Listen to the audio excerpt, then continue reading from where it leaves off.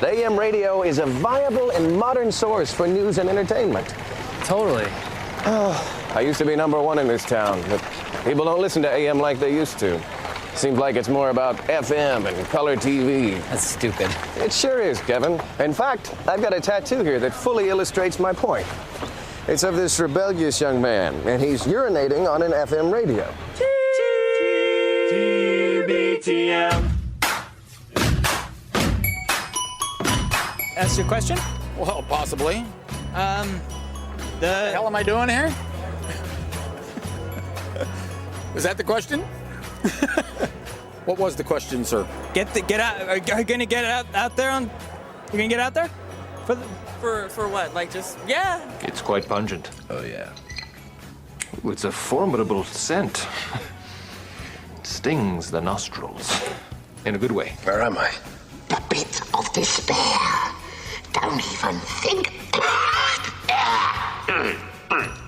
Don't even think about trying to escape. Things are going to start happening to me now. All right, hello, good morning, and welcome everyone to a Friday edition of TBTL, the show that just might be too beautiful to live. Peace and love, peace and love. My name's Luke Burbank. I'm your host. Notice me, senpai. Notice me. Coming to you from the Madrona Hill studio, perched high above the mighty Columbia, where it's another gorgeous August day here. Oh, Ma, Pa, it's just beautiful. The mighty Columbia is a brilliant color of blue. The smoke from the wildfire seems to have mostly passed along, and things are looking good, my friends. And they're going to be sounding good here on episode 4788 in a collector series. Let the fun begin. If I sound extra peppy today, it's because I have already been up for many hours. I had the world's earliest dental appointment today. Is it too early to get a fish sandwich? Happy to report of mostly good dental health, although it does appear that I am grinding my teeth at night. So. Incessant chewing of ropes and chains has worn his teeth to nubs. So we're going to get a night guard for that. Easy, ladies, I'm taken. But otherwise, that went all right. I did have a moment yesterday here at the house, here at the Madrona Hill studio, where I was wondering, what is the sort of minimum amount of time that you can entertain a door-to-door salesperson without seeming rude, I guess? It's so rude. I can't believe it. It's so damn rude. We may talk about that today. We will definitely talk to this guy. He's the longest-running co-bro of the show, maybe best known for his depictions of the tall ships.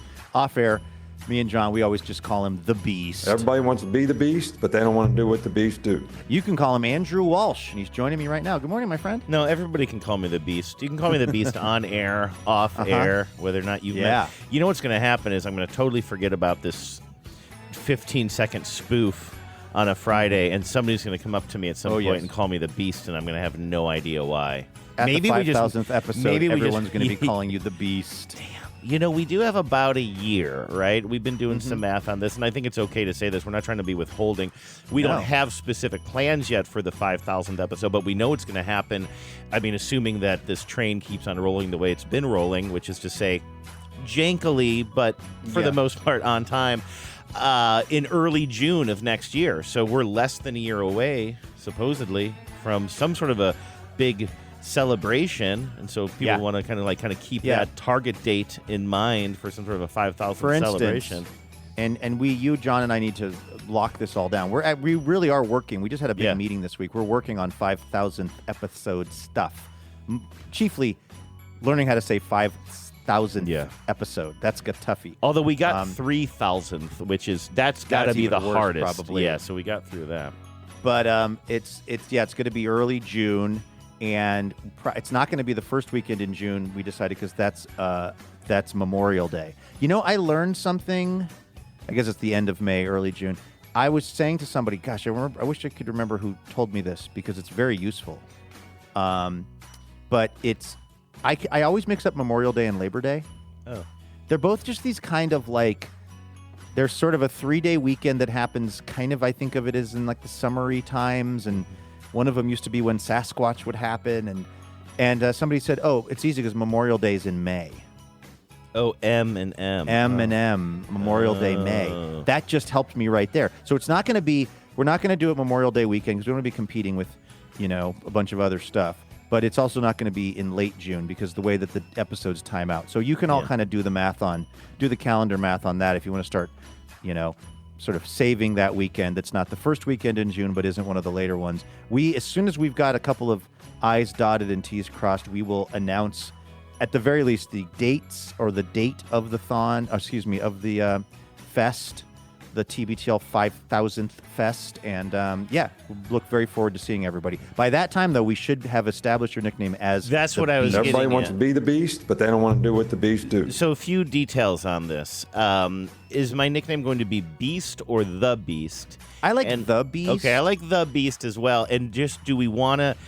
I've had, I feel like, various nicknames, right? I mean, you called me Boom Boom for a while because that was somebody else's nickname on a morning zoo show I grew up listening to.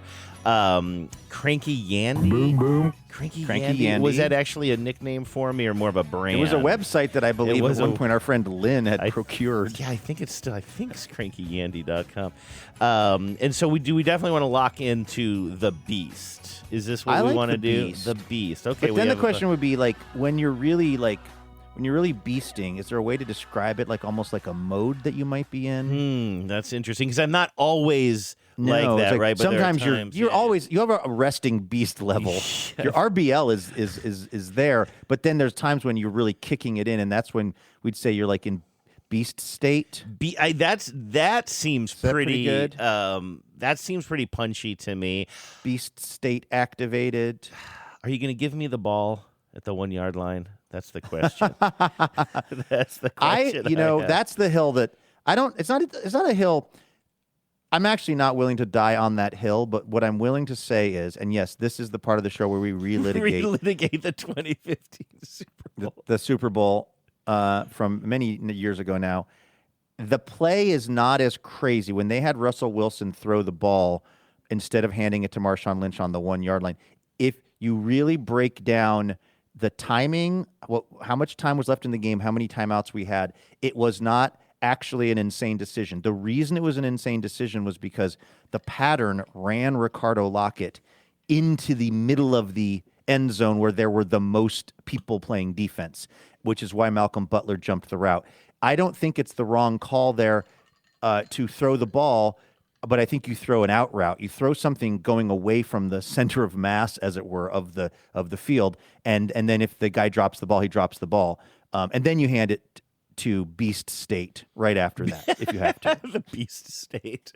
Now, and also, years later, a good neighbor, Beast State is there. There's a bit of an expose, I believe, Brady Henderson, formerly of 710. Buddy Brady Henderson. That another reason that sort of chaffed the team was that there was some speculation suspicion that Russell Wilson had called an audible. Yes, that the play was supposed to be you hand. I believe that's the one conspiracy Pete Carroll did not endorse. Yeah, and that I think he officially said at some point, no, that was the call. Russell didn't audible that, but that was all coming in at the exact kind of, I think, nadir point between Seattle fans and Russell Wilson. And that Russell was just one more. Yeah, he was bottoming out in Denver. I'll use this properly. There was one more lanyap of unlikableness coming from Russell Wilson at that moment, which is that, and by the way, he ruined the Super Bowl for us.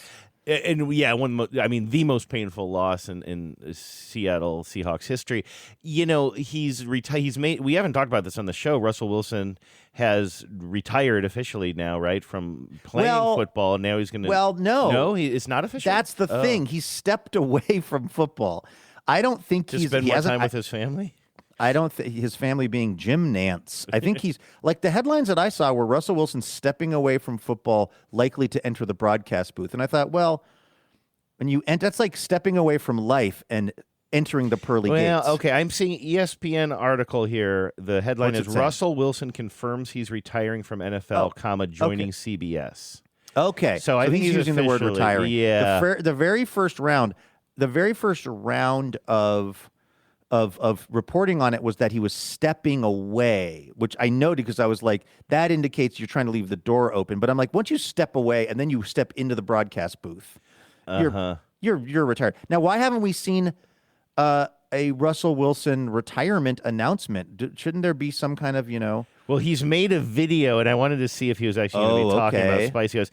Let's see here. He posted this on X, the Everything app, on June 3rd, and it's a 3-minute and 15-second just like montage that I guess he had made celebrating himself. I remember the moment. Mr. Unlimited. Does he mention unlimited diarrhea at any point? We're going to find out here. Okay, so there is voiceover. Maybe this is worth listening to. So we're seeing a bunch of like clips of him, mostly in Oh, yeah, this is all. I think this is going to all be Seahawks clips, but we'll see. I remember the moment I fell in love with football. Waking up before sunrise with my dad and brother. Deep post routes and moon balls. Yeah, that's where it all began. I'll tell you I'm what, going to have trouble another- listening to him in the booth, man. Another cornball. Another deeply natural, off-the-cuff moment from our friend Rusty Wilson. Like this is already everything about Russell Wilson that just is kind of corny. Is like, listen, if he wanted to announce, he's at the, I don't even know, who does he even play for anymore? Who was he playing for Was he last? Pittsburgh? Was he? So it's like if he wants to be at like the Pittsburgh training facility and he's like, hey, I just want to let everybody know that I am, stepping away. I'm retiring from football. If he gets choked up, that's fine. You know what? I committed the same mistake on a much smaller level. And I'm being serious. When I stepped away from the broadcast booth, ironically, when I stopped doing the little show that I was doing on Cairo, I guess it was at that point called the Luke Burbank Show. we'd done TBTL, gotten fired from that, and then rehired as like Dave Ross's sidekick. And Dave Ross goes to the mornings, and now I'm kind of just doing my own thing there for a couple of hours. Decided, I don't really want to keep doing this indefinitely. But I didn't want to, on my last day when I was going to do a little goodbye message, I didn't want to get kind of like choked up or weird. Mm-hmm. And so I pre-recorded it. Guys, I wanted to get it exactly right. I wanted it to sound exactly the way that I wanted it to sound. And so I wrote it out and I pre-recorded it, and then we just played it. So it was like, this is the last 3 minutes of my show or whatever. And I've always thought that was the wrong move. No one else has thought about this even once since then. But it would have been better. I was around then. I remember being surprised by you it. might have even said to me, like, I think I did. I'm sensitive to your feelings, and you made a choice. I'm not trying to bury you here, and I certainly wouldn't have then either. But I remember saying I was really surprised by it because and you and I don't agree on anything. I mean, I think the listeners know that. We don't agree on anything.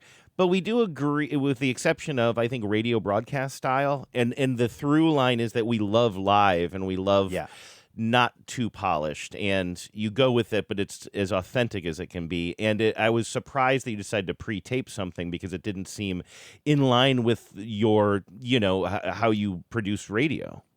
I think at the time, I wanted to nail it. Mm-hmm. And I thought that maybe, anyway, again, no one except... Did yours start by you saying, since as long as I can remember, I always loved radio? Yeah. Listening to Bruce Williams at night with my dad. Hot takes, moonshots. Yeah. Mm-hmm. Callers on line 6. But so again, literally nobody cares about this except maybe you and me for like one day. But I also already, if this is Russell Wilson's retirement video, I already wish he would have just stood in front of a thing of microphones, said I'm retiring, cried a little bit. That would have been vastly better than this overproduced, slick thing that he made for himself. That's just like. But somewhere along the way, my love for football turned to more than just passion. It turned sexual. An obsession. You've been my One joy. day I woke up in sweaty, twisted sheets next to football. Faith and resilience. How to keep believing no matter the circumstances. You've given me purpose. So, okay, real question here. So he's joining CBS. Like, in a certain way, Russell Wilson is good, ? At media, right? Like, he's always trying things, but, like, I find it so cringy. Like, what is his role going to be in the booth, and will he be listenable at all? I will, I guess, have to hear some of it before I can give a very sort of informed opinion or verdict on the matter. But like, I don't know, what I would like from everybody in the booth is as much transparency and a realness as possible. You and I were talking about how earlier this week there was a thing with the Mariners where like the guy in the booth, Aaron Goldsmith, was kind of pushing back. There was a bit of not a tense argument, but there was a disagreement about strategy. I love that stuff. I would much rather. So what I know about Russell Wilson is authenticity does not seem to be his strong suit. No. So that makes me wonder, what it's going to. I mean, Tony Romo, who may never call another game now, because of his Dewey. Sort of his Dewey and his track record, right? I was reading about this. Like, I think that conventional wisdom is if he was still better in the booth by most people's estimation, he probably would get his role back pretty quickly, but it's because he was losing the favor of his colleagues and the audience combined with this Dewey that he's probably Dewey Dunzo.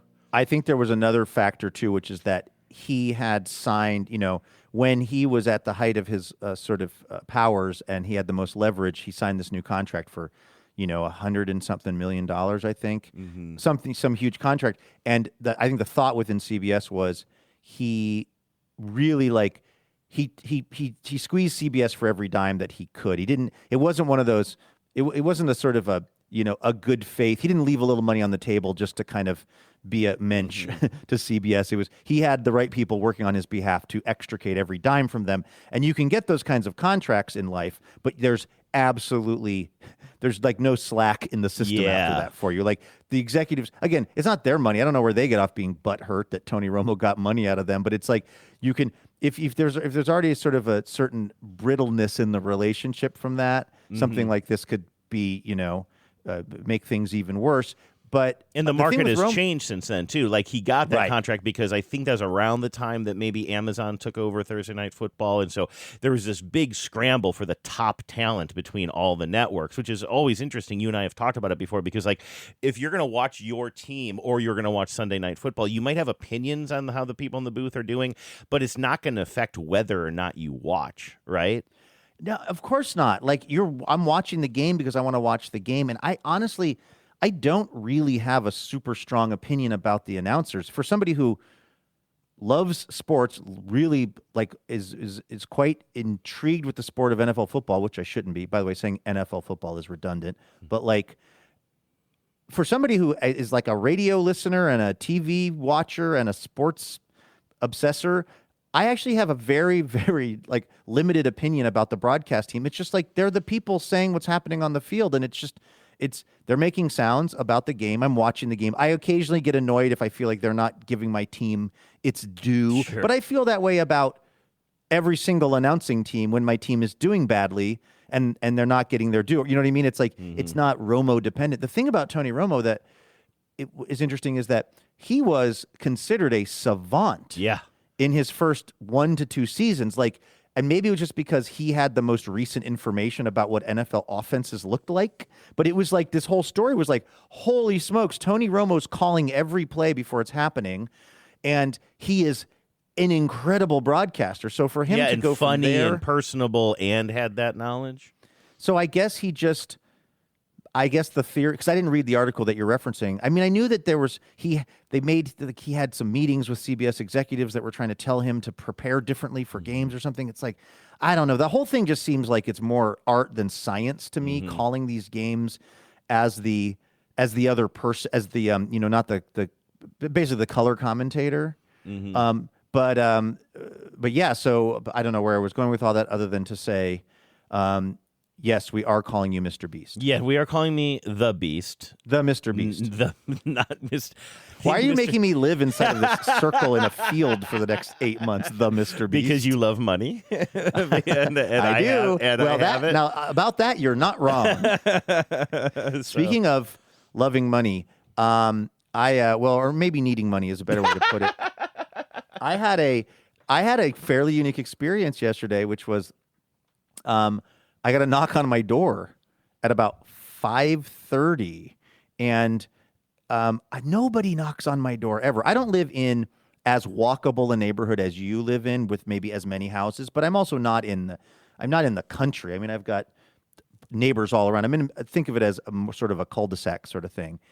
but nobody ever. I'm at the far dead end of the road. You drive all the way down to the end, and then you're at my place. And there's something about that like just keeps people away. Like I don't think I can't remember anyone ever knocking on my door unexpectedly until yesterday at 5:00.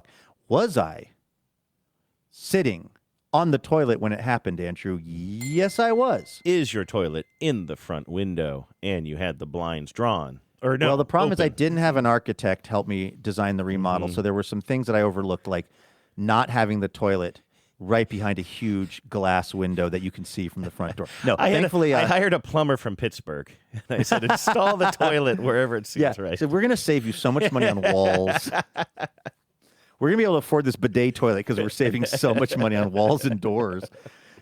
No, but it was kind of the worst case scenario. I don't want to get too graphic, but I was on the toilet and things had not. The we were not paperwork finished wasn't done. Oh, you don't do paperwork. Yeah, okay. Oh no, I do paperwork. It's a process. Oh, I do a okay. little paperwork and then I bring out the pressure washer. Okay. But none of that had happened yet, and I hear a knock on the door. And if I would have known that it was a door-to-door sales guy, I wouldn't have been like, oh my gosh, I gotta quickly do something, or they're gonna leave or whatever. Like, I don't know. I guess that was my neighbor. I thought, again, it's so rare for someone to knock on my door when I'm not expecting it. I was almost like getting a call from a family member at a time you're not expecting, and your mind just goes to some kind of sort of the worst place. Yeah. Like immediately I was like, is the yard on fire?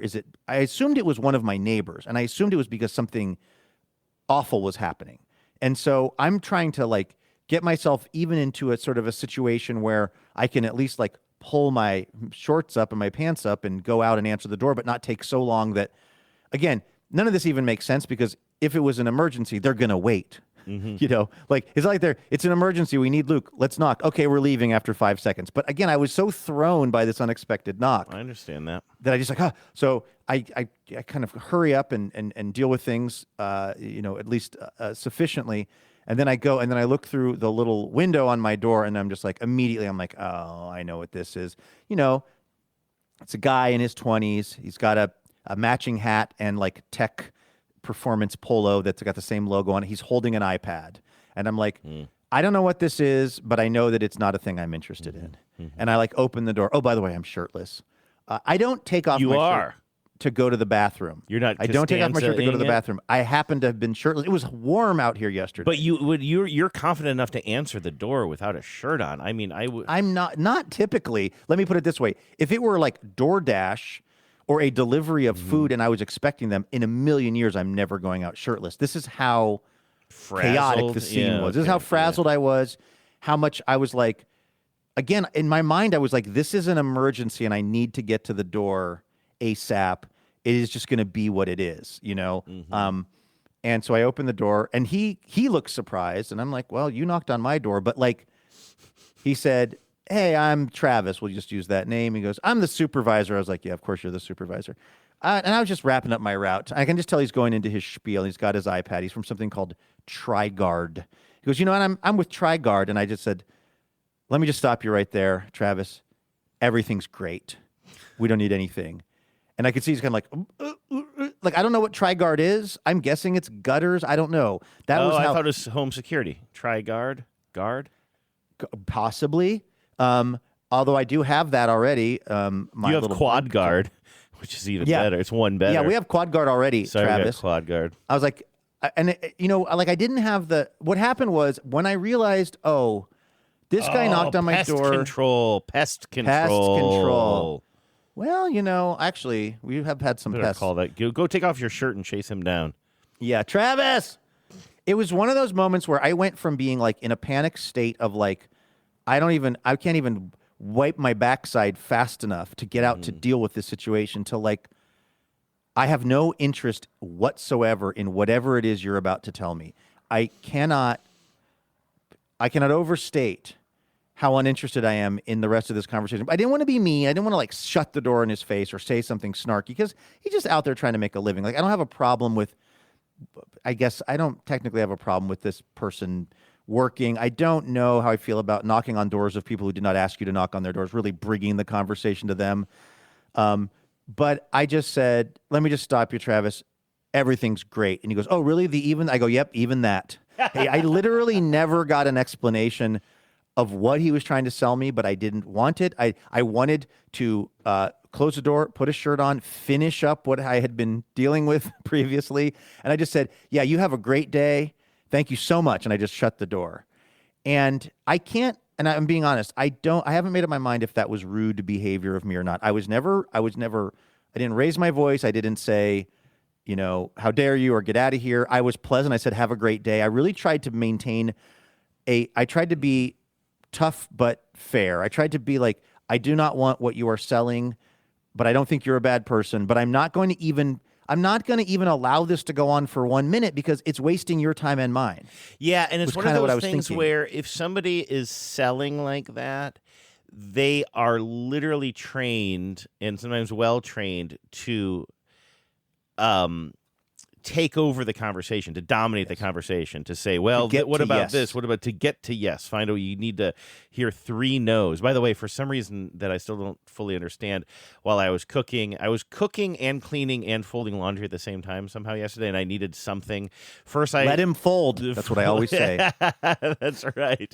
I had already listened to the Mariners absolutely shit the bed with an 11-0 shutouts. Wait, no, 11-0, but I also think by coincidence, I believe that was their 11th shutout of the year. Oh, I didn't know that. I didn't know 11th time being shut out. So they were shut out 8-0 2 days prior. Yeah. So anyway, and then that was depressing. I'm like, oh, I'll say something that nobody in 2026 has ever said before.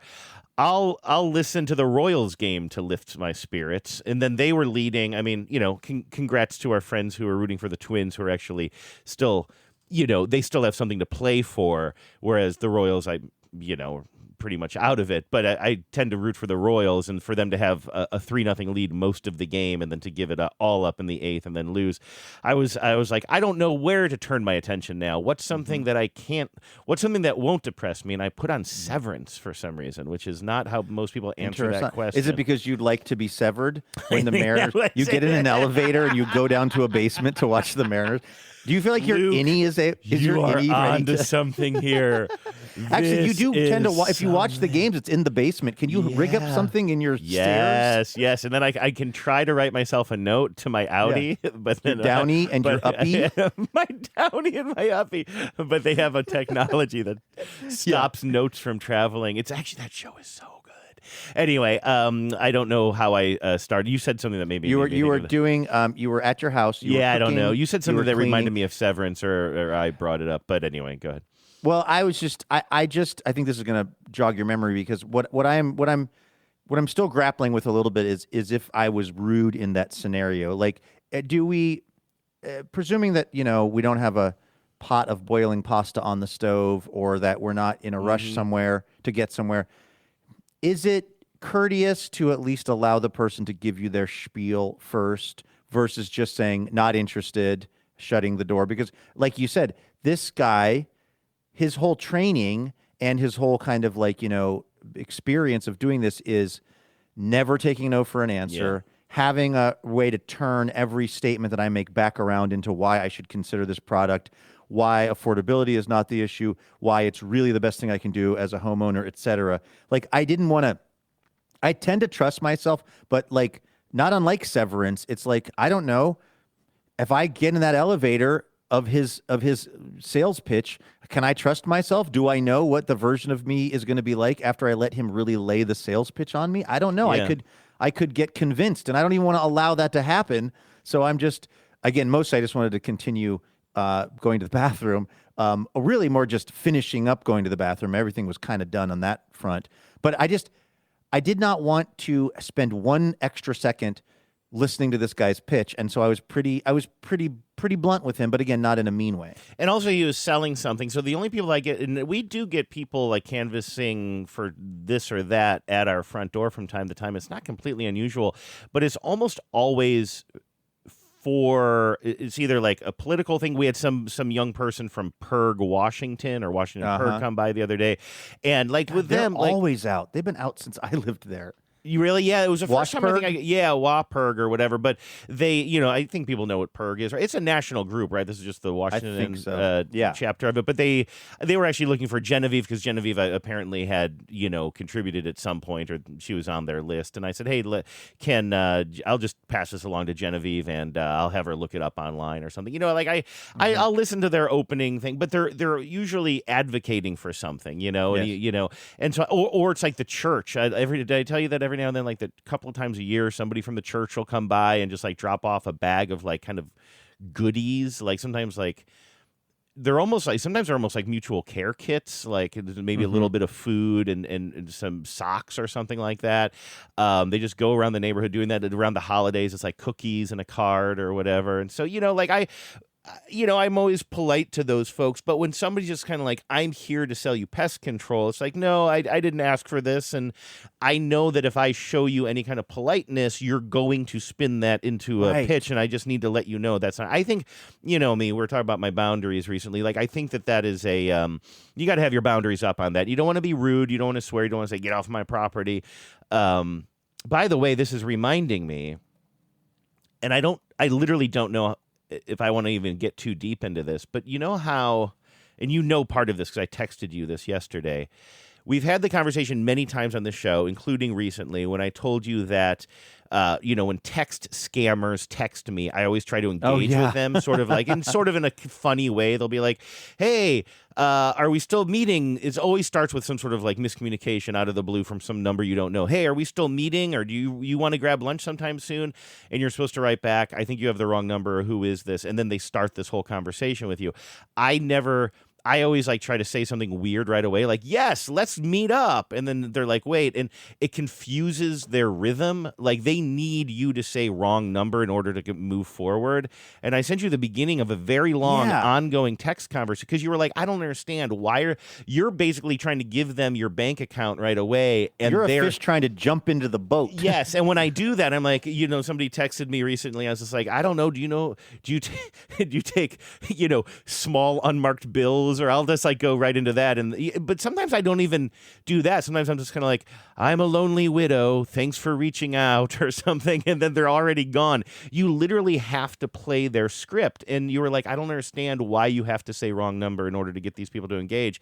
But yesterday, even though it's way less fun, some rando scammer texted me, and I'm going to show you this. This is amazing. I got a text message that said, do you have time for dinner, out of the blue? And instead, what I wrote was, instead of my usual shit, I wrote, maybe, who is this? And they wrote, I'm Luna. Don't you remember me? Anine? They're calling me Anine for some reason. Ooh, and then I wrote, Mr. the Beast Anine. I actually do have a nom de plume in this. This gets good. I wrote, oops, wrong number. Like, that's such an unfun thing, but I knew if I wrote oops, wrong number, it would work. And then they write back, I'm sorry, I sent the text to the wrong person. Please forgive me. I hope it didn't upset you. If you were in my city, I'd like to buy you coffee or dinner to make up for my mistake. And includes a photo. I've got the photo right here. A woman. Now, this goes on. Now, the whole... And it's like I don't know if it's a stock photo or an AI photo. It might be AI. I think it's AI because she sends more later. We get into it. I realize I can't jump. If I really want to string this scammer or possibly this AI robot I'm talking to along, I need to give it what it needs. I can't go into my weird tangents right away because what I like to do is, and this is always my move, I like to let the scammers know that I am a recent retired widow who retired from the tech industry, who oversaw some startups in Silicon Valley, and now am very wealthy and living in Maine. Like, that is what I want them to know. And that I have developed this character, and that I have adult kids, thoroughly. and that I have adult kids who don't want me talking to strangers because I can't be trusted. And so anyway, but I can't just launch right into that, because when I launch into that stuff, I lose them. Now I have got a live wire here. My name is Bernie, by the way. Okay. It says Bernie. Okay, so this person says, "Do you mind if I ask where you?" Oh, they said I'd like to meet up with you sometime to apologize for texting you the wrong number. And I wrote, It said, if you were in my city, I'd like to buy you coffee or dinner to make up for my mistake. I wrote, thank you. That's very kind, but unnecessary. Again, boring answer, but I'm giving them what I think they need to move on. Thank you for understanding. They write back, you are a very friendly person. I'm from Palm Beach, Florida. May I ask where you are from? I wrote, I live in Maine. I'm still being a little bit withholding. I'm giving information, but I'm not gushing yet. And then, my name is Luna. How should I address you? Oh, Maine is beautiful and romantic. I go there for work every 2 months, and I hope to stay in touch and have dinner on my next visit. What are the chances? Luna works for a company that has a satellite office in Maine. Yes, exactly. And that's Luna saying that she goes to Maine every 2 months for work, and right? wants to buy me dinner, right? And my name is Luna. How should I address you? I wrote, I don't know. I live on the second floor. I said, I don't know. Just text me when you're in town. So she's inviting me out, right? Or they're inviting me out. And I wrote, I don't know. And just now text me when you're in town. My name is Bernie. We play the waiting game. There's no waiting, right? Bernie, it's a pleasure to meet you. Your name sounds like a gentleman's. Thank you for hospitality. I'm sure we'll meet again someday. And then accidentally hits the same prompt again. I get another text that says, my name is Luna. How should I address you? They sent that one twice. Luna, come on, you're messing up here. You're glitching. I am 39 years old and a single mother. How old are you? I write, I'm 64. Lost my wife a few years back. 64 is a very mature age, and I believe you must have a wealth of life experience and profound knowledge. Actually, I have many friends older than me, blah, blah, blah. I said, my kids say I don't know much at all these days, lol. Because she said, you must know so much with your wise age. I'm trying to establish the fact that I have, like, adult... Yeah, you're doddering. Yeah. You have money, although you haven't really said that directly, but the implication is you're an older widow. Your kids are trying to sort of monitor you now. Mm-hmm. You're getting close to where they're going to take away your logins for your bank account. Yes, exactly. So I'm trying to show vulnerability. Yeah. And then this person says, I enjoy talking to older people because I can learn so much from their experience and knowledge. I run a fashion design company in Palm Beach and am a fashion designer. Occasionally, I model my own designs. What do you do for a living? Wait, so she bumps between Palm Beach and Maine also? No, I'm in Maine. She told me she's in Palm Beach. Oh, earlier. she was. I thought you were saying you lived in both I like that we're places. already calling her she. This is how it works. If you think you're going to keep Luna all to yourself, Bernie, well, I got sadly mistaken. Let me skip to. I will get here, but let me spoil this for you. I got a good night text from her and a good morning text from her, which I have not responded yet, and now I'm calling her again. I run a what do you do for a living? I write, I'm retired from the tech world. I ran a couple of startups in Silicon Valley. That sounds great. Those are all highly technical professions. This has got to be AI, right? Tech. I've been in the design field for 7 years. How long have you been in your field? I don't want to criticize. I'm loving this, by the way. I don't want to criticize. I feel like you could have. This is where you could have slipped in a weirder thing to be retired from. No, I want derailing. No, I want them to know that I have money. I know, but you could have said I made a fortune in. I like Ike buttons. No, it's wait, how old am I? I'm more than 64. No, 164. Sorry. So anyway, now she says, how long have you been in your field? Clearly, I think this is I still think they're using AI prompts at the beginning because it's just not connecting. I don't know why I would have sent it twice, though. Yeah, and that resending I it think twice. AI would be too smart for that. So I reiterate, I'm retired, to say I'm not in my field anymore. And then they write, I'm so glad you started to enjoy your retirement. And then sends me this photo, which I'm showing you, which is a woman in a wedding dress. This is not our Luna character. This is a different woman in a wedding dress. Or no, some sort of a just very fancy gown. I think it's a wedding gown. It reads as wedding dress. Yeah, and it says, these are garments designed and manufactured by our company. And then I wrote... garments. Yeah. I wrote... Sure, Luna. I wrote, that's incredible. Reminds me of my late life. It reminds me of my Sharon. I'm really trying to oh, you're right. I need to give her a name at some point. Yeah. I'm sorry to hear this news. I've already told you that I'm a widow, but it says, I'm sorry to hear this news. I'm also very saddened. I'm curious, how long have you been working in the tech industry? I again say, I am retired. And then I believe you must have a wealth of life experience. And then sends me another fancy gown photo of a different woman wearing this It's, again, very long white gowny dress, kind of a plunging neckline on this one. Are these more of the garments you make? By the way, I'm out on a walk with Lucy at this point, so my responses are getting shorter. I just write beautiful. Then the person writes, I'm honored to receive your praise and recognition, Mr. Bernie. Oh, and then I don't think I responded to that for a long time, and then I get this. Mr. Bernie, it's getting late. Get some rest. Good night. Have a wonderful night. By the way, if the Beast doesn't work for me, Mr. Bernie, I'm happy with that too. We have some time to figure this out. Yeah, we've got a year to decide because by the 5,000th, you're either going to be Bernie or Mr. the Beast, or Bernie the Beast. Why not Bernie the Beast? Also a possibility. Beast the Bernie. And then I'll never be your Beast of Bernie. It says, Mr. Bernie is getting late. Get some rest. Good night. Have a wonderful night. I don't respond to that because there's honestly something. I don't know. I'm not enjoying this the way I was when I was being more like I'm getting the success of stringing this person or this operation but you're along not getting further. to create But it's not as fun as when I'm just creating fanciful oddball life that you have been describing to these other people, which has been getting you nowhere. And then, I've actually been missing some during this broadcast because this morning at 6:41 a.m. I got, good morning, Bernie. A new day has begun. Wishing you the best. And then 10 minutes later, or no, I don't respond. And it looks like maybe a couple of hours later, I get another photo of the Luna character. Okay, Again, maybe AI generated, I'm guessing, but photorealistic. And then it says, Bernie, what are you doing? And I still haven't responded. And then it looks like just about 45 minutes ago, can you share some of your experiences? Bernie, good afternoon. Why are you ignoring me? Oh, no. I'm sorry. Fatal instinct. Should I say I'm sorry? Well, okay, what should I? Okay, just help me with this. Why could I not? I'm retired, remember? I could say, I mean, no, I don't want to be super dark about it. I was going to raise the specter of my long I think lost you love. should tell her something about getting your foot stuck in something.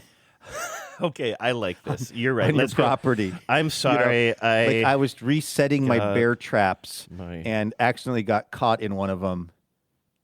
I'm going to go not bear trap. I'm going to go something a little bit more ridiculous. Okay. I'm sorry. I got my foot stuck in it doesn't even matter. I'm going to say the basement drain. Okay. I mean, I don't even know what that is, but I'm sorry. I got my foot stuck in the basement drain. Drain. It's been quite a morning. I'll just say that.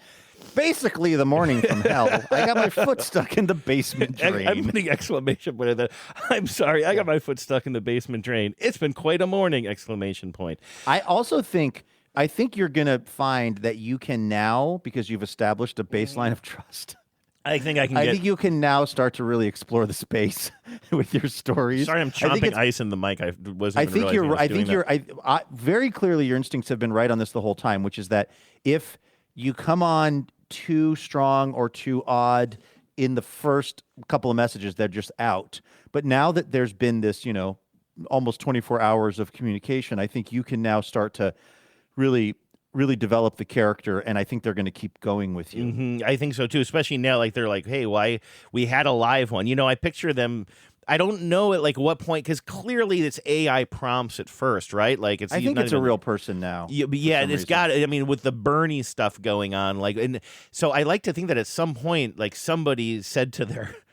Yeah. I'll say colleague, we got a live one here. Yeah. We got a live one. And now they're kind of like, why is this person not responding anymore? And now they know I got my foot caught in a basement drain all morning. It's been the morning from hell. It's been the morning from hell. Oh, God, I hate Fridays.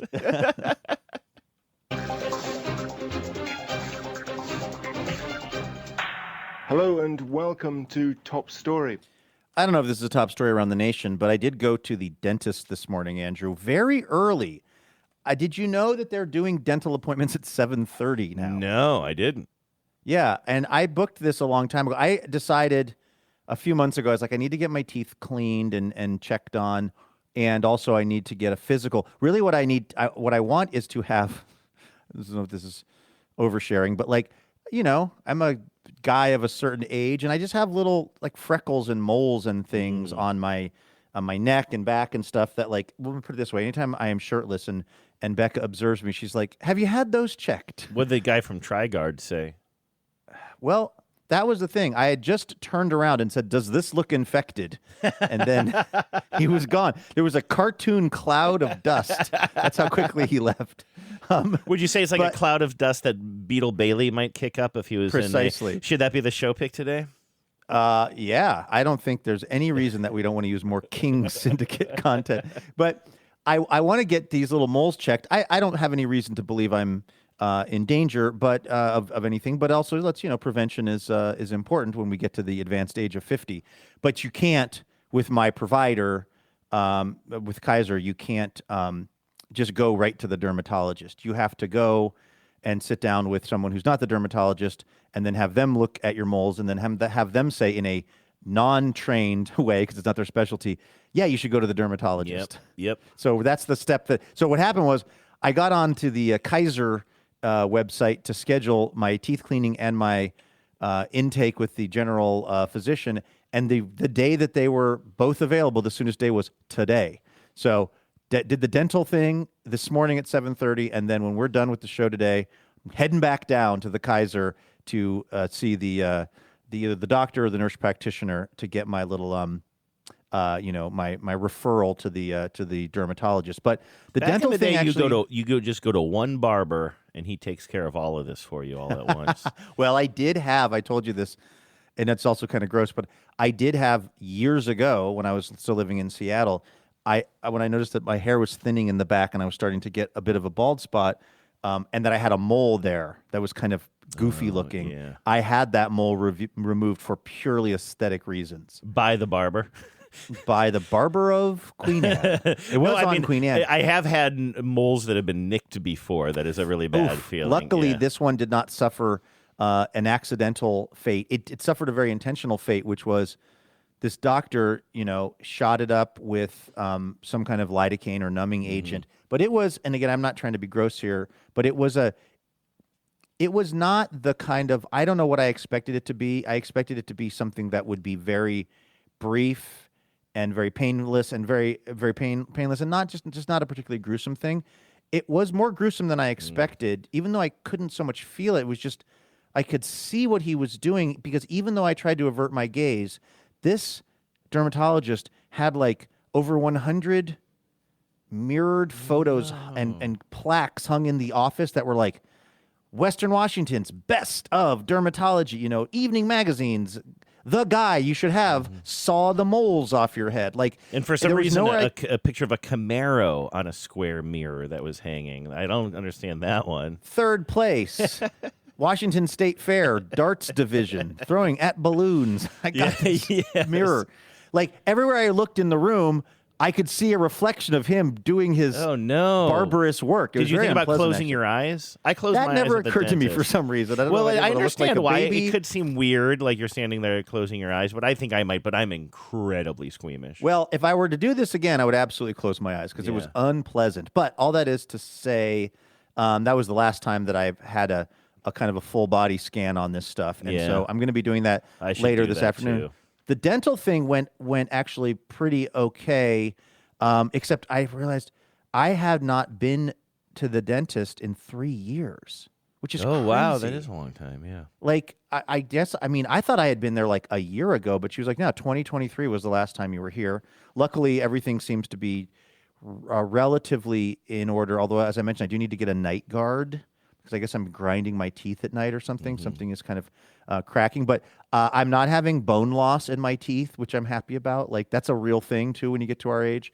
I did have a small amount of separation between my gums and my teeth. They're doing this measurement thing where they're going around and, like, poking. I hate that. Ugh. It's not a good feeling. No, and it's mostly in my head, I think, but I do not like it. Where they're sticking the little tiny tool to measure how much your gums are covering. And what I didn't teeth. understand until the dental hygienist explained it to me later was, I always thought they were measuring, are your gums receding? Like, are they? I guess that is also a number they're checking, but what they're really checking is, what's the space between my gum and my teeth? Is there a gap between my gums and my teeth? And so what they're doing to get that measurement is they're sticking this little tool down inside your gums, in between your gums and teeth. And I've flossed, at least once a day, sometimes twice a day. I'm a pretty regular brusher, although I do think I need to brush longer. As I've mentioned, like, I didn't know that electric toothbrushes actually tell you how long you should be brushing.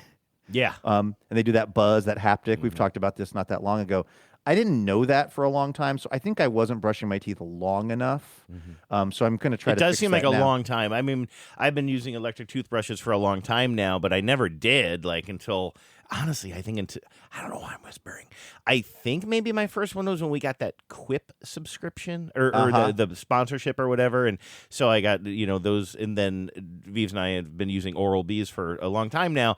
But the first time you're using an electric toothbrush, and it's like, oh, yeah, no, it'll time out for you. Just keep brushing. It's 2 minutes. You don't realize how long 2 minutes is and how your whole life when you're using a manual toothbrush or whatever they call it, that you've been really brushing your teeth probably for 30 seconds or something because it just time crawls when you're brushing your teeth. I know, and I don't know why it matters. It's not an unpleasant experience. And again, if you're me and you're a, Philistine, I live by myself. I just roam the house brushing my teeth. I could just stand in my kitchen watching the last of whatever I'm watching on TV while brushing there's a bunch. I could just also stare into the middle distance in the mirror. Like, I could be looking at TikTok while there's a bunch of things I could do that would make the time go faster. I should do whatever I need to do to go the completion of the little circuit that the toothbrush is telling me. But she's sticking the little thing in between my gums and my teeth, and she's reporting to the other hygienist who's there, okay, she's saying all kinds of tooth stuff that I don't understand. But then she's like, and bleeding, 19, bleeding 16. And I'm like, well, yeah, you're sticking a spike in there. What do you expect, lady? Yeah, but I mean, she's actually very nice. Yeah. But I was like, that was the only part. I go in there, again, I guess every 3 years, but I'm going to do it more frequently now. That does make sense, by the way. The fact that they're bleeding, it means they're more sensitive. And if you haven't been there in a long time, because I did this, like I had not gone to the dentist the entire time I was in... No, whatever. I went like a 5-year period. I think it was when I first moved out to Seattle, and I didn't have health care for a long time or something. And then when I did get it, and so I was pretty embarrassed, and I went in. And now, because of this, I go to the dentist like 3 times a year because I was on this pretty strict regimen once I started going again. But the thing is, I've never had any cavities, but by not going to the dentist for so long, it really messed with my gums, and my gums were kind of inflamed. And like you said, when you go and they do that test, if they start bleeding and stuff, and that's why I was on this whole reclamation project, not of my teeth themselves. Luckily, like I say, pretty healthy, but that gum stuff I think starts to go when you're not getting regular cleanings. By the way, I'm back in touch with Luna. By the way, Luna's worried about my foot. Oh, what's Luna saying? Well, I said, I'm sorry, I got my foot stuck in the basement drain. It's been quite a morning. And Luna says, you're welcome. Is your foot injured? I said, I think it'll be okay. I'm getting clumsy in my old age. It's embarrassing. And then Luna says, please take care of yourself. Have you had lunch yet? Have I had lunch yet? Why don't we? What could we tell Luna we're having for lunch? I'm trying to think. What would be? Should I say I have some? I say it not yet. I have some leftover caviar in the refrigerator that I'm. See, I think that's should I go the opposite way? Should I go something like bologna? I think you want her to think you're not overspending on food. Okay, that's true. Oh, should I say I'm trying to say I have some lunch meat that was left out. No. What could it be? Could it be related to? Well, I was in the basement looking for bologna. Oh yeah. Wait, no. What would you be looking for in the basement?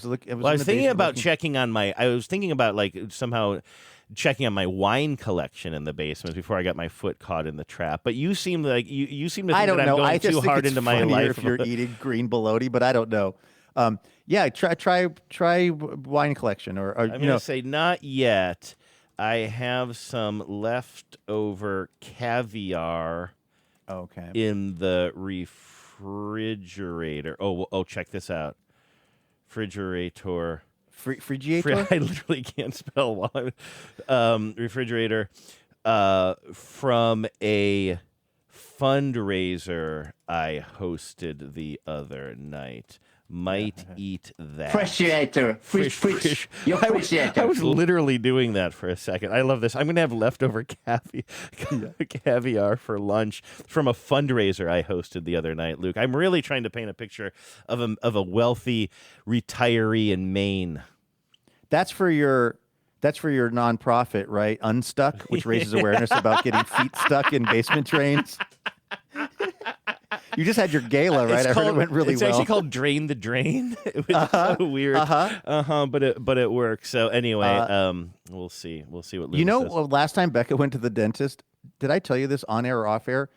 They offered her a dog to sit on her chest while they did the dental care. No, I did not know this. And she availed herself. She's not. Of course she did.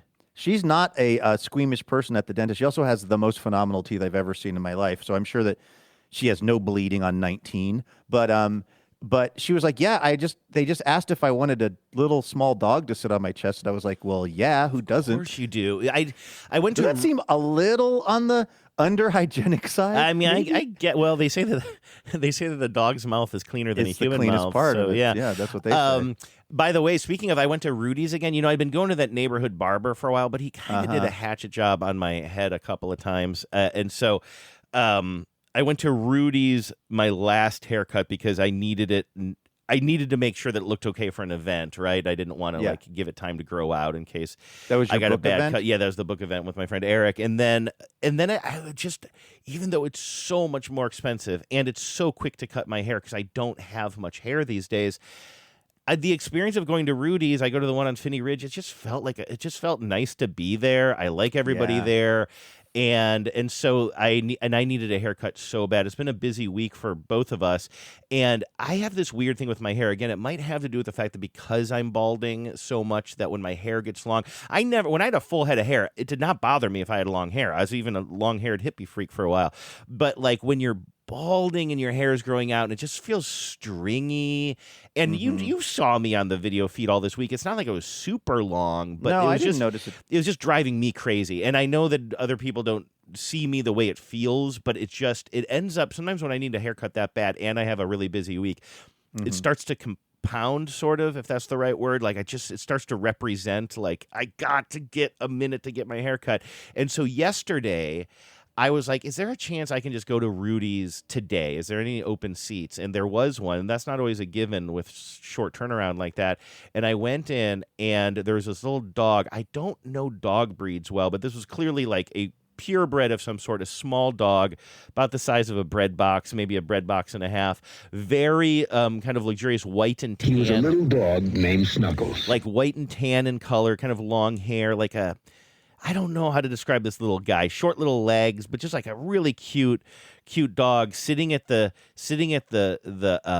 foot of his owner, who's like the barber in the chair closest to the door when I walk in. So I come in, I let the dog just sort of smell my hand for a second, and didn't really seem to want pets, so I just moved on. It was fine. It just like, smelled my hand, and that was it. So I check in, and then for some reason my barber was running late. And I did not mind because this dog ends up walking over to me and basically doesn't even really look me in the eye or anything, but just kind of sits at my feet until I start petting it. Then I start petting it, and eventually it rolls over and is sitting, it's laying on my feet while I'm petting his little belly. And his owner is in the chair, like kind of sitting right to my left, so I'm able to just sort of like talk to him. The owner's getting the haircut, or the owner was the stylist? The owner's the stylist, and so the dog is sort of following the stylist everywhere the stylist goes, and then eventually the dog takes a detour to come check out my action, and my action is I'm going to pet that dog, and it was.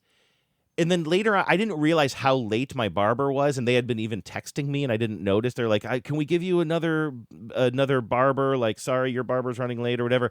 And then after, I didn't even notice any of this. After I actually get my haircut and I'm checking out, the person who's checking me out says, "Hey, I'm sorry I was late. That was my fault that you waited so long." I was like, "I didn't even notice there was a dog in here." And she was like, "Oh, yeah, that dog's great." I'm like, "Yes." I was like, there is something about, and I guess not everybody are dog people, and I don't even know if I would call myself a dog person. I don't really know what that means, but I like animals, and there is something so calming. Like, it was such a goddamn treat to... If that dog wasn't there, I would have been scrolling on my phone and probably thinking more about the time. I didn't even notice the time that much. I could tell that I was waiting for something, but I didn't care. I was just loving on this dog and then talking to his owner a little bit about, like, kind of just about the dog and everything. And it's just like, oh man, businesses are better with a little dog greeting you. I wonder if you are a person, because you describe, I don't know if you would describe yourself, let's say you don't have a dog there, as being quote unquote anxious at Rudy's. Probably not that. But like, I almost wonder if the thing for you is like obviously you are in love with Lucy, and so so happy to have her in your sleeping life. right here at my feet, by the way. But also, if you were in that barbershop with Lucy, you'd probably be having a bunch of new thoughts about like, is she behaving, whatever. It wouldn't be relaxing for you. No. But to have a dog that isn't your responsibility.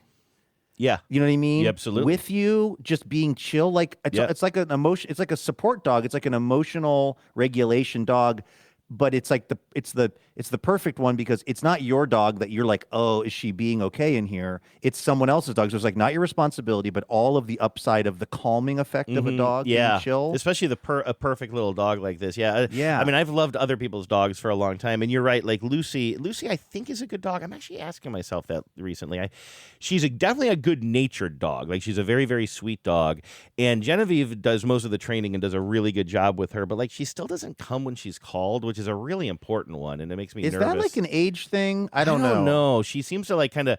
I'm really trying not to turn it into a game. Like when I call her, I want her to come, not like kind of like, oh, she's gonna like, kind of think, oh, I'm gonna run away. I'm gonna grab this tennis ball and run away from you when you call me, and then you're gonna chase me because I know you want me. You know what I mean? So I'm really trying not to do that. But I think she's a good dog. She still does have a lot of puppy energy. I'm hoping that some of that, and again, I'm not trying to rush through her adolescence or whatever, but I do hope that as she becomes a more mature dog, that she is a little bit more chill. I mean, again, this entire show, she has been sleeping at my feet. Like she's not. How old now? She's 6 months, maybe. Oh man, that seems so. It seems so young to me. I think she's probably got a ton of puppy energy still, and I bet you anything will be, I hope so. Calm Yeah. as life goes on. I am going the opposite direction of you on this haircut situation, which is I had found the one kind of like, I don't know, it's not high end, but I had been going to like the Great Clips of Longview, Washington, which is, it's not going to win any hairstyle awards. It's just a place you can go to get your hair cut from one of like 30 gals that work there that I've never seen the same person there twice. It's like next to a Little Caesars. Yeah. It's so haircut. I believe you do get a free personal pizza with every haircut. Oh, that'd be great. But it's just like there's nothing cool about it at all, except for a long time it felt like I don't know, it was working, and then I found this other place. Actually, a friend of mine from town was like, "Oh, I get my haircut at this other joint," and I was like, "Oh, so there's actually like there's a like a little bit more elevated place where it has stylists, and it's it is the same maybe for women that work there and kind of run the place." And there's something about my just like coastal elite snobbiness that told me like, great, like, oh, Luke, there's a real hair salon down there. Why are you going to Great Clips? Well, because the last 2 times I got a haircut at my real hair salon, I really didn't like it. And maybe I just wasn't being clear enough with the person who was cutting my hair, who seems lovely and everything. But so I needed to get my hair cut the other day. I was kind of trying to grow it out, and then I was just like, I don't. The problem is when you get to a certain age and also your hair gets gray enough, long hair, it just goes Doc Brown so fast. It just looks nuts. And like I'd wake up in the morning, not like anyone's really seeing me in the morning, but I'd wake up in the morning and it would look true. I would look like Rick from Rick and Morty. Okay, like, I just looked nuts. And so I was like, I got to get this cut. But the fancier salon, I don't think, you got to call them a day in advance or something. So I just said, screw it. I'm going back to good old Great Clips. I go in there. I walk right in. I mean, I signed up online, but they have a helpful app, and it just texted me, hey, you're almost up on the list. I drive down there. I walk in. They say my name. The gal cutting my hair I've never seen before has a receipt in her hand. She goes, so you get the number 4 on the sides and the whatever? And I go, yeah, because it's in the system, what I usually have them do. I go, yeah. And I go, last time they kind of shaved the sides all the way up to the top where my hair is longer. And I kind of don't like that. I want to have a little bit of a shelf of hair here. Do you know what that is? She goes, yeah, no problem. I'm not exaggerating, could not have been cutting my hair for more than 4 minutes. With the number 4, oh, and I said, can you just leave the top mostly alone? It's kind of okay. She goes, sure. 4 around the back. She blends it. She just cuts the top a little bit. Then she's got my favorite part of the haircut, when they get out the neck trimmer guy. Oh, sure, yeah. And they're trimming up your neck, and then they get some of the hair that's down your neck a little bit. Forget your massage forget your spa therapy. I just want to go to a place where they just continuously shave the hairs on the upper part of the back of my neck over and over again. Even when they're gone, just keep doing it. There's something that is extremely satisfying for me about that experience. I'm not kidding you. Under 5 minutes later, she goes, all right, what do you think? How's it look? I go, it's great. Thank you. And I leave. It's $20, $5 with the tip. And like, Bob's your uncle. And I actually like the haircut better. That's great. I'm just remembering a thought that I had totally seriously last night. A secret thought that I'm going to share with you. Genevieve doesn't You're even know leaving this. Genevieve for Luna? My door is open. Luna is... You met someone? I'm still chatting with Luna over is here. Is Luna blowing your shit up After right now? Luna, I told Luna that I'm going to eat leftover caviar from my fundraiser. Yeah, what Luna said, could you share your experience with me? I can learn something from your experience and knowledge. And I didn't know what that meant. So I wrote, what would you like to know? And then Luna wrote, your life experience is exceptionally rich. How long have you been working in the technology field? Now, I have said many, many times, I am retired. I am just going to do that again. I am retired. Now, should I say I worked in the tech industry? Should I just say I'm retired? Should I say I worked in the tech industry for I would just say 30 years? Just I'm retired. I would just say I'm retired. I'm just going to say because I keep saying I'm retired. And Luna's not getting it for some reason. What I'm really curious about is when and how long it takes for them to turn the corner of trying to get this to a money thing. Yeah, like, exactly. Could this go on for 5 days of chatting where they're building trust? Because, I mean, unfortunately, this works on folks. So and I'm guessing it's not day one. It might not even be day. My question to you, Andrew, is: are you willing to commit to 20 days of this rolling conversation before somehow money becomes part of the equation? Yeah, that's what I'm really interested in seeing is when the money thing comes along, or when they say, "Hey, could you download this thing?" or something like that, you know. And that's what I want to see. And I know that we have some listeners and I'll be honest with you, I didn't even read them because I was just dubious and. Maybe this is awful, but I got these emails from very concerned listeners who were like, no, you're exploiting somebody because there's all these articles about how the people who are sending these things are actually So wait a second. exploited. So you're exploiting the scammer because the scammer is forced to scam? I think that maybe the scammer because I guess if you don't, scam. it just seems to me, honestly. They're just turning but my thing is, this person isn't getting the day off if I disregard that's what them. I'm saying. I'm trying to use up their time on somebody who's not, for every time this person or thing keeps texting me and puts their attention on me, that's one person who that actually could potentially be vulnerable. That they're Here's not what I would say. fucking It's with. like when I worked at the plumbing company. There are, as we like to say, Andrew, there are levels to this shit. There is there was all kinds of tasks there that I hated. There was a task I loved, which was driving to get plumbing parts.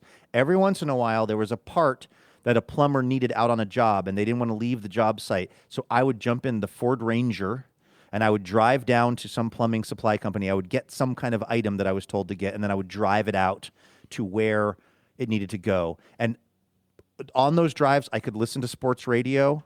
I could listen to Dave Softy Mahler talking, probably at that time, talking Mariners, I guess. And I could maybe even stop off. I've had a couple bucks in my pocket. I could stop off and get a apple fritter from the grocery store. And so I loved that so much. I would have to imagine that getting to talk to you about caviar and you're getting your foot stuck in the basement drain That's is the thing. more I need fun. I'm looking for some more opportunities to be fun and funny here. It's more fun for this person than just. Oh, I don't think they're having fun. I think that they think that they're going to get me. I think they're excited, right? I think they think that. Okay, but excitement is a version of fun. Sure, yeah, exactly. You're like the fish. Like it's like imagine you're fishing and there's no bite all day, or there's 30 bites that you don't hook them, but you still get that excitement. You get that endorphin. I mean, there's a reason why the slot machines at the casino don't just all go like not win, not win, not win. It's why sometimes it comes up 2 cherries and then the third one isn't a cherry. Yeah, right. That's like it's that excitement of almost winning. I'm saying you're creating for this person the part of their day, like me driving that Ford Ranger, versus other worse parts of their workday. If you are not engaging with this person, like you said, it's not like they're sending them home with pay. And also, they're just not. They don't have a quote unquote job like working for a plumbing industry. This is a scammer that is trying to separate vulnerable people from their money, usually older people. And so I am having a conversation with them that, like, again, I'm not trying to say that what I'm doing is hero's work, but I also don't think that I am the problem here. Having said that, so I wrote, I'm retired. Luna wrote back, yes, I know. This is good. Like, there is more of there's been a shift now. It seems less automated. I think at first it was just like completely automated. Now somebody seems to be actually responding to the things I'm saying in a way like they're actually reading it. So it says, yes, I know. I was asking how many years you worked in your profession before you retired. Like, that is the most cogent that's thing. definitely That is the most cogent thing that I've received so far. So I wrote, that's a person. Oh, I see. And then I said, I worked in Silicon Valley for about 35 years. So, Luke, this is where I need your help. And I don't know how long we want to go with the show today, if you want to wrap things up. But I think, because I've mentioned that, well, I mean, you know everything about me. My name is Bernie. I worked in Silicon Valley for 35 years. I oversaw a couple of startups. I'm retired now. I live in Maine, and I am a widower. I miss my wife, and also I hold political fundraisers from time to time in which we serve caviar. I need some help on what I'm going to give some examples at some point. I'm guessing over the weekend what kind of startups I oversaw. What were my big ideas? What did these startups do? Big string email. Emails that you could pull back. You could pull your email back. Email. How about this? An email where you could change the writing later. Okay, you mean like you could change? You could literally just change the message. If you changed your mind, if you sent an email but then you changed your mind, you could just change the writing. I mean, maybe that's too complicated to try. I think that might be a little bit hard to explain through the translator. I could use the string email thing if we want. Now that was a real thing. Is there anything that you would do? This is a tech company, right? This is a tech company. This is a startup that helped you. What if it connect was your computer to your microwave?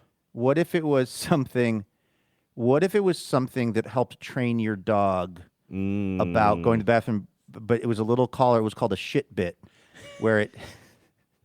I don't know what it did exactly, but somehow it was like a Fitbit for a dog. You're starting with the name and working backwards, which is how I come up with all of my good ideas. Believe it or not, I didn't. That's just such a good name that it seems like I did that. No, it's like a Fit. I was just thinking a Fitbit for dogs. I kind of like for dogs that are trying to get their but it should be called CLLR, collar. And it was like a Fitbit collar around your dog that would sort maybe of for like overweight dogs so they can get their steps in, and it can kind of measure a step tracker for dogs. Our friends have a one of those litter robot things that also sort of like gives health updates. Didn't your litter robot do that too? Yes. Do you know we're on our second one now because the other one broke after overuse by Bubbles and Holly. So now we went down a click to a we went down to a cheaper one because like the new litter robot's like $900 or something crazy. Jeez Louise. So they make some knockoff ones I bought, like a knockoff one that was a few $100s, and it actually seems to be working great. So, but yes, it tells you the weight of the cat. That's not that hard to do. And then I don't know if it analyzes. I don't think it analyzes what's in there. Maybe the new litter robot does, but the one that we have now just tells you their weight. I see.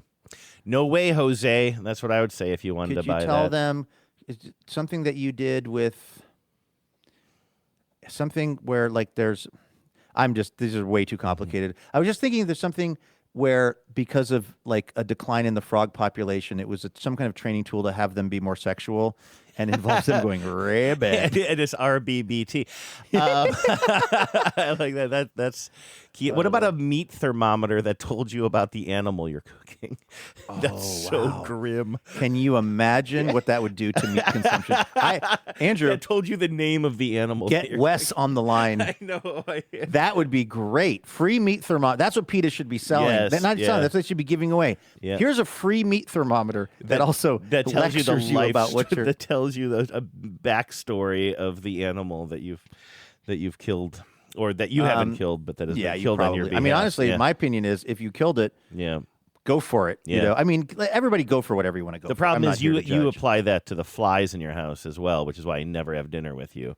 You're like, I killed these flies myself. Eat up. I'm like, sir, no, thank you.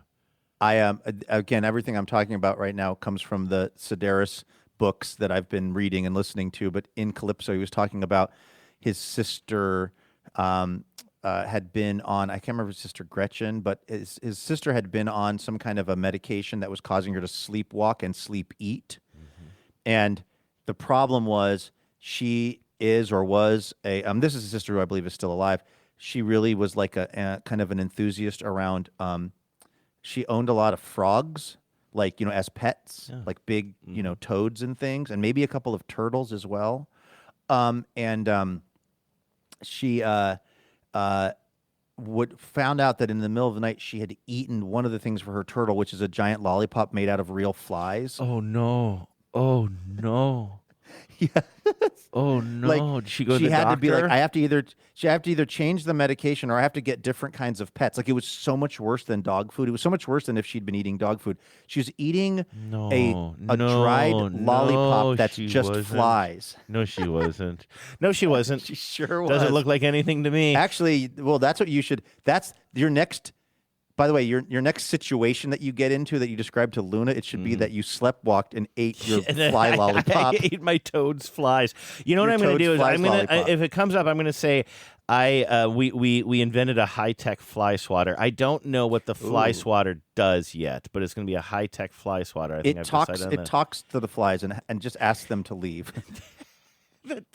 that talks to flies. Okay, Yeah. I could go with that. Yeah, you could sit here killing flies all day, or you could just convince their leader that a it's fly time to swatter leave. that negotiates with the flies. Yes. I like it. All right, sounds good. Okay, So good. far, no Well, you've got- no follow-ups after I said I worked in Silicon Valley for 35 years. I think they're maybe figuring out their next move here. Yeah, I'm curious. I'm very curious on Monday to hear I'll let you know what the I'm not going to say denouement because maybe this will be still in the middle of the story, but I do hope you're able to stick around long enough to figure out when they make the turn. Yeah, I'm very curious what the language around that is. And also, I'm not kidding. I wouldn't be shocked to find out that this is like a month-long project. Yeah. Because, you know what I mean? Like they're just asking a million questions and like they're obviously trying to build up your trust. How do they and when do they feel like they've endeared themselves enough to you to then say, oh, and by the way, I need some money, or And like, is there a download this chance that it works? Is there a chance that eventually I do just fall for this somehow? Because I know I can feel our listeners like tensing up at this. People just don't like this, generally speaking. I used to don't like it, but now I do like it. I honestly was like, why are you doing this? But the more that you describe the back and forth, it's a creative writing. This is like a vertical. This is like vertical content. This is like one of those mini soap operas that they're making now that are huge. Have you heard about these? No, I don't think so. There are all these micro dramas, they call them now, that are just these like, like soap operas on television are sort of dead, but they've. I didn't know that. Well, they're struggling. They don't have. I mean, there might be makes sense, but yeah. There might be 2 or 3 of them that are left. Okay. And they're all run by Barry Weiss, so that's also kind of a problem. Yeah, right.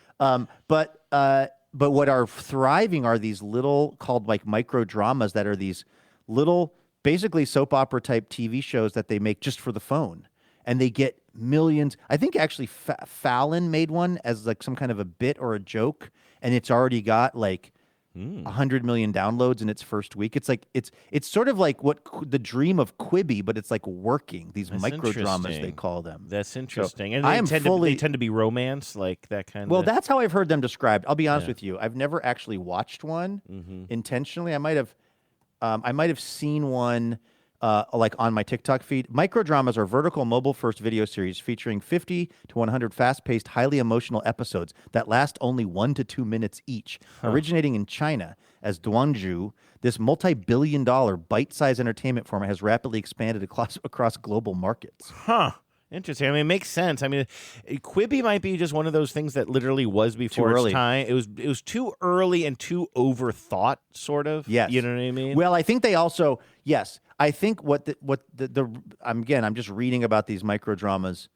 Kind of, I'm learning as much as you are by reading that description. But what I think the micro drama understands is that Quibi thought people want 8 minutes of something, but no, people want 6 hours of something 1 minute at a time. You know what I mean? Yeah. Like I'll be like looking at Netflix and going, I can't commit to any of this. And then I'll look down on my phone and I'll look at TikTok for 2.5 hours. Yeah. 1 minute at a time. Yeah. There's something about that. Like, it's almost like they thought with Quibi, like it was, you know what I mean? They almost weren't being short enough because maybe I don't even want to commit to a Quibi. I don't want to commit to 8 minutes, but I will commit to watching 1 minute of this. And then it sounds like, again, more of the descriptions that it's all cliffhangers. Heavy on melodramatic tropes like secret billionaires, revenge, betrayal, and supernatural or shifter romance, and lots of cliffhangers and things like that. So it's almost just like, I don't want to watch all 8 minutes of it. I'll watch 15 of these at 1 minute each. I wonder if that's part of it. Yeah, I mean, it's sort of the similar thing of like there's so much new television I should be watching, but instead I just put on 30 Rock again. I'm like, no, I don't want to get into anything.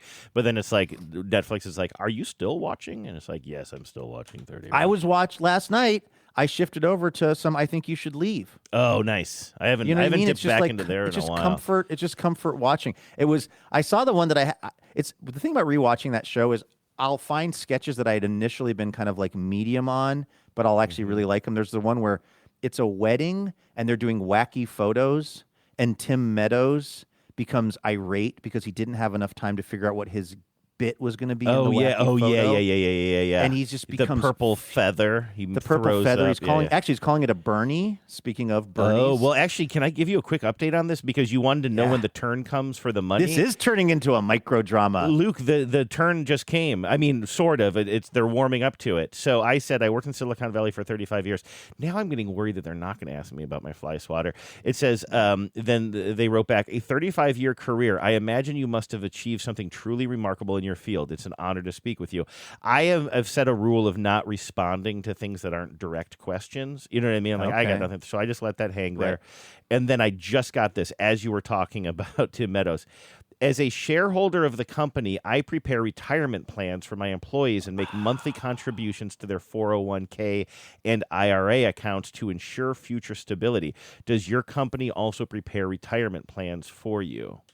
Wow, there it is. So, okay, now they're talking about money a little bit here. They are talking about money. Now, I'm going to say, since I'm already retired, I am very well set up. What do you think of that? Go. What do you think I of love that? it. You're negging them in a way. Not negging them, but you're not giving them the eager answer, but you're definitely whetting their appetite. How about this? Since I'm already retired, I'm very well set up, period. Life has been very good, exclamation point. I'm a lucky man. In the words of Joe Walsh. There it is. Life's been good to me. Okay, there it is. Since I'm already retired, I am very well set up. Life has been very good, exclamation point. I'm a lucky man.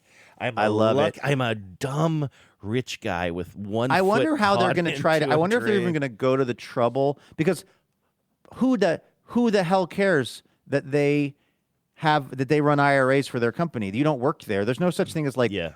Or are they going to go, hey, we'll do a matching with you? This is where they're going back to their script. What end? They're confused about the fact that I'm retired. They keep on they've asked like 17 times, what do you do? And I keep saying I'm retired. And so like they don't have a good script for somebody who's already retired. So that's where I've thrown. So they're trying to go into Luna. This isn't. Luna. Talk about a Renaissance woman. So Luna is doing garments in Palm Beach, but it's also incredible work. I mean, you saw the work. Oh, the ruching on that. Beautiful. I mean, the use of tulle, incredible. But then also runs the 401k program. Like, I wonder how they're going to try to get you to start sending money into a 401k that they're going to be doing matching on. For you. Again, as we often say on the show, to what end? Like, that's not how 401ks work. That's not how any of this works. Now I'm actually Googling this phone number to see if anybody else has reported this phone number. Because remember that one that I was... I was sort of harassing, or they started harassing me when I was in Valley City, which is why this kind of came up somewhat recently. And then I started texting like, I miss you. Why aren't you? When I would text, I got a result. Or no, you know what? I tried calling the number. And that's right. After you and I had a conversation on the show about it, I'm like, what would happen if I just called this number? And it already said this number is out of service. So clearly they burn these numbers really quickly, right? Luna just wrote back, yes, you are a very visionary person and very good at planning for the future. I have much more to learn from you. Well, just stick with me, kid. I have a lot. I have so much experience in the electrified fly swatter field. And I've been looking for somebody to sort of take under my wing. Yeah. I think that actually, this is not the most 2026 conversation. Maybe this would have been the most 2024 conversation because technology is evolving so rapidly. But the fact that this person is presumably on the other side of the world, trying to extract money from a complete stranger. The complete stranger is co-hosting a podcast about it in real time. While we're doing this, This is just. I mean, this is not a thing that would have been happening in 1975. Let's put it that way. Certainly not. And that Luna will never have any idea the whole.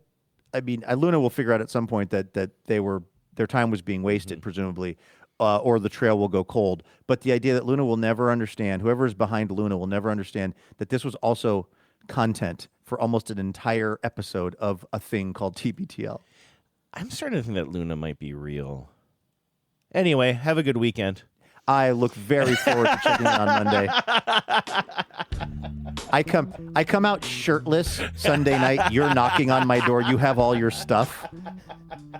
You're like, Genevieve's being a total bee about this. I just need a place to sleep until Luna gets here and picks me up. Let me tell you something. That wouldn't be the worst for the plot of our show. You have to move in with me while you're waiting for Luna to come pick you up. This is where I remind you that I have access to TBTL finances, my friend. You want to be careful with what you wish for. I'm going to be the one. All the jokes are about me and malfeasance and don't let him near the casino. It would be the height. It would be the height of irony if it was yours, Klaroff, who turned out to be the crumb bum. Oh, you know what just happened, Luke? I just got a text and I forgot. This is what. So our friend, I will leave her name out of this, but you and I have a friend who also listens to the show who also does what I do. She likes to kind of toy with these folks. And I forgot. She has told me this, and I'd never gotten here before. The big shift is they try to get you off of SMS texting and onto WhatsApp or Signal. And I just got that request. Bernie, may I ask, do you use WhatsApp or Signal? I usually use WhatsApp or Signal to stay in touch with my family and close friends. God, things are moving so fast. It makes me easier to share work. So whatever. I'm not going to do that. So I will. I wonder might what be it the is. end of the road. I wonder if it's the encryption. What are they going for with WhatsApp? It might be less regulated, more easy to pull back messages like your stringtheory.net or whatever. Like that would have been a better name for that email. Big String is so obvious. Maybe they'd be around if they were called String Theory. Yeah. So obviously I'm not going to do that, and so I don't know if that'll just be a deal killer. But it says also we can also make video and voice calls using those apps. So I don't know. Like this might just be I would love to hear Luna's end voice. of the road. Well, when I hear the Backstreet Boys being sung by Bernie, it usually means we've reached the end of our broadcast week. And here we are, folks. Thanks for spending all this time with us. We're going to be back here on Monday with more Imaginary Radio, so please come on by for that. In the meantime, have a great Friday. Have a great weekend. Take care of yourselves. And please remember, no mountain too tall. And good luck to all. Power out.